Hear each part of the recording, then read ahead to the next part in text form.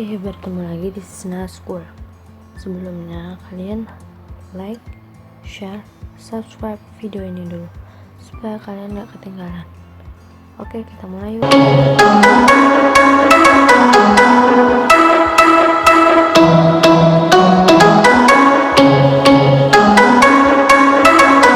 Untuk belajar tentang sel, pengertian sel.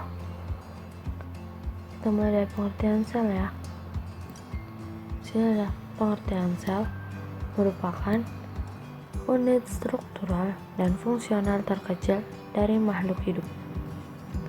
Jadi di sini tuh sel dikatakan sebagai unit terkecil karena sudah tidak dapat dibagi lagi menjadi bagian-bagian yang lebih kecil dan dapat berdiri sendiri sel itu. Kemudian kita akan mengetahui gimana sih sejarahnya penemuan sel. Yang pertama itu kita lihat dari ilmuwan yang pertama, Robert Hooke. Pada tahun 1665, beliau melihat gabus dari sebuah tanaman di bawah mikroskop dan melihat sebuah ruangan yang kecil mirip dengan selula atau kamar kecil yang dihuni biksu. Kalian tahu ya kayak mana kamar kecil yang dihuni biksu. Dari situ Robert Hooke menamakan apa yang dia lihat itu disebut dengan sel. Kemudian penemuan selanjutnya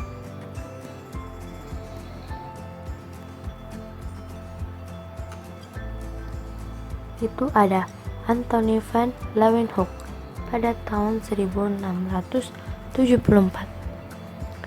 Anthony v. Leeuwenhoek ini orang yang pertama kali melihat sel hidup di bawah mikroskop.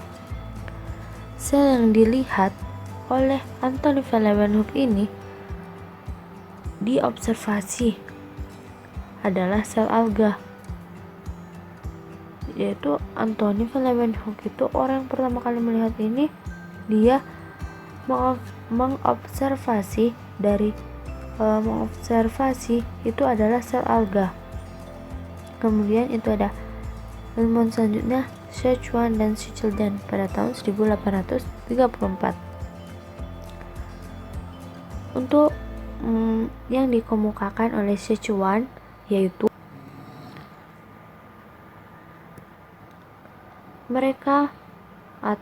beliau Schwann mengemukakan bahwa sel merupakan unit struktural, fisiologis, dan organisasi dari makhluk hidup. Dan menurut Schilden yaitu meskipun memiliki banyak kesamaan, sel memiliki dua bentuk yang berada, sel tumbuhan dan sel hewan, dan masing-masing bentuk sel tersebut akan menyusun organisme. Jadi perbedaannya dari sel tersebut jadi perbedaannya pernyataan terhadap dua ilmuwan itu berbeda ya. Misalnya itu ada Rudolf Virchow 1898. Beliau melakukan pengamatan pada reproduksi sel dan mengemukakan bahwa setiap sel berasal dari sel sebelumnya. Jadi Rudolf Virchow ini telah mengemukakan bahwa setiap sel berasal dari sel sebelumnya, bukan dari sel selanjutnya. Dari kesimpulan sejarah ini, sel itu tidak dapat terbagi lagi karena sel itu lebih kecil, tidak bisa dibagi lagi menjadi lebih bagian yang lebih kecil dan dapat berdiri sendiri. Oke, selanjutnya yaitu komponen kimiawi penyusunan sel. Terbagi menjadi beberapa, yaitu yang pertama unsur yaitu yang pertama unsur makro.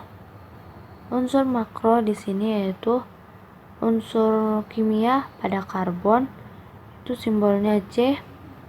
jumlah persenannya 20, hidrogen simbolnya H, jumlahnya 10%, dan oksigen simbolnya O, jumlahnya 62%, nitrogen simbolnya N, jumlahnya 3%, dan kalsium Ca jumlahnya 2,5%, fosfor simbolnya P, jumlahnya 1,14, sulfur simbolnya S, jumlah persenannya 0,14. Selanjutnya unsur mikro. Senyawa organik. Senyawa organik ini yang pertama adalah karbohidrat.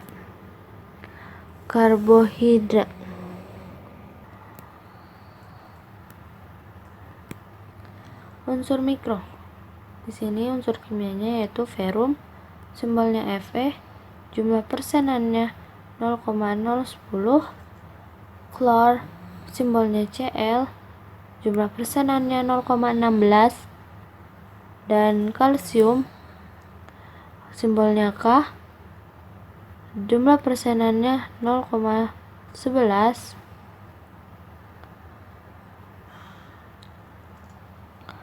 dan natrium simbolnya Na, jumlahnya 0,10, magnesium simbolnya Mg, jumlahnya 0,07, dan iodin simbolnya I, jumlahnya 0,14, dan unsur lain jumlah persenannya adalah 0,758.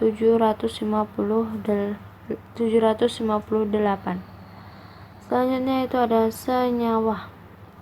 Senyawa terbagi menjadi dua, yaitu karbohidrat merupakan senyawa organik yang tersusun oleh unsur C, H, dan O.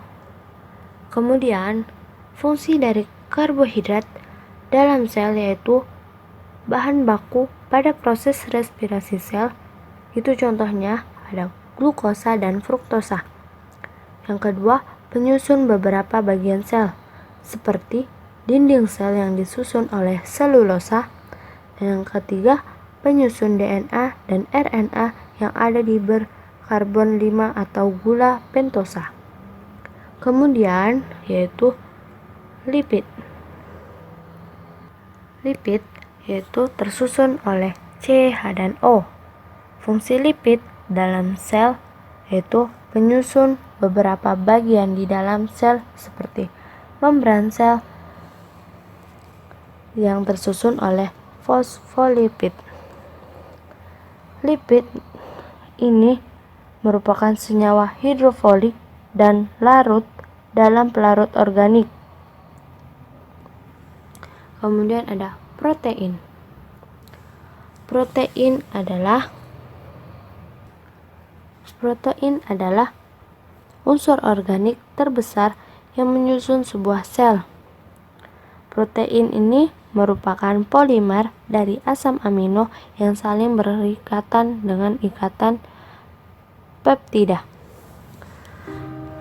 Protein ini tersusun oleh C, H, O, N, dan beberapa tersusun oleh P dan S juga.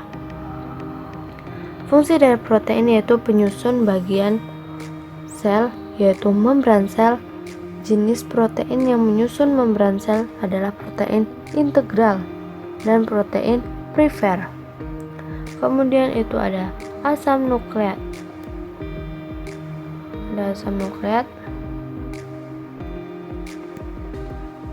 Ini contoh gambar asam nukleat.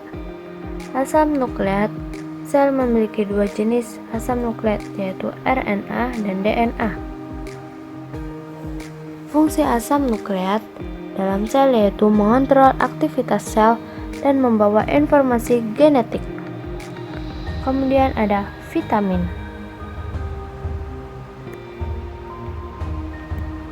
Vitamin terdiri dari vitamin A, B, C, D, dan K. Fungsi vitamin dalam sel yaitu berperan dalam metabolisme sel dan menyusun enzim yang berguna dalam sel. Selanjutnya itu senyawa anorganik. Yang pertama itu ada air. Air merupakan komponen kimia terbesar penyusun sel. Fungsi air di dalam sel yaitu medium sebagai pelarut, medium berbagai reaksi kimia di dalam sel, dan mempercepat reaksi biologi di dalam sel. Kemudian yaitu garam-garam mineral.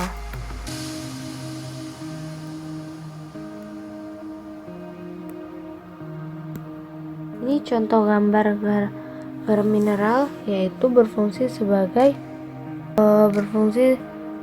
berperan dalam metabolisme sel dan menjaga tekanan diosmotik di dalam sel.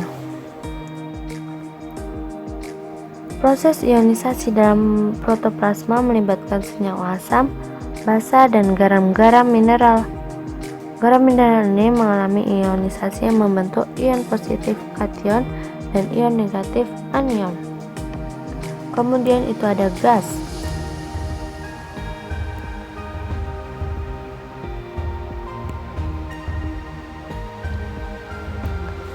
Beberapa gas di dalam protoplasma yang terlibat dalam aktivitas sel yaitu karbon dioksida CO2 dan oksigen O2 dan amonia NH3.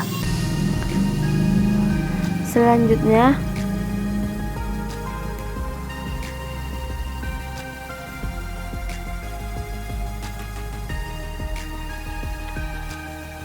ternyata materinya juga sampai sini saja. Untuk materi selanjutnya yaitu mengenai struktur organel sel. Jadi untuk video struktur organel sel itu ada di video selanjutnya. Jangan lupa untuk pelajari materi-materi yang udah dibahas ini supaya kalian lebih jago biologinya. Oke, sampai jumpa di video selanjutnya.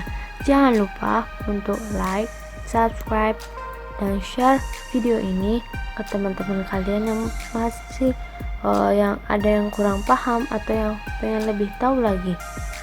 Oke, jangan lupa like, subscribe, karena kalian gak rugi untuk subscribe ini. Terima kasih, sampai jumpa.